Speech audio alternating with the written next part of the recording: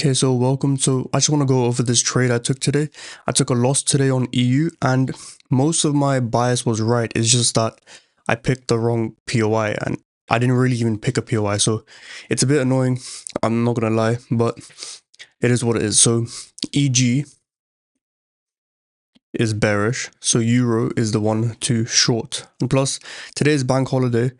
I believe USD bank holiday, but from my data, that's fine. Okay, I've won many times on USD bank holiday, and literally today would have been a winner as well, but it is what it is. So essentially, on the 45-minute, this is Asian range right here.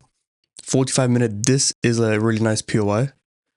Plus on the hour, there's a fair value gap there, but pretty much on the 45, this is a really nice order block, right? And it caused the change of character.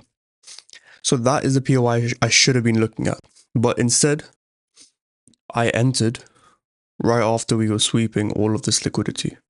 I literally entered right here. So if we look on the 1 minute, and this is when the 1 minute can get quite choppy and noisy, which is why it's not the best to trade on. But I mean, my data suggests that, you know, most of the time it works. So I'll take it. But this is one of those times where it can get a bit harsh and you can potentially miss out on trades. So essentially, break of structure right there. I entered right here like this. This was my entry. Came into a bit of profit, but it eventually just went up to stop loss. Now, if I waited here, right, if I waited for price to go into the POI, then we would have had an amazing entry model. Low to high, or high to low. Entry right there, basically no drawdown. 5 pip stop, 1 to 2. Literally goes to a 1 to 2.4. Okay, this would have been the ideal trade. The ideal scenario would have been this, but you know, it is what it is.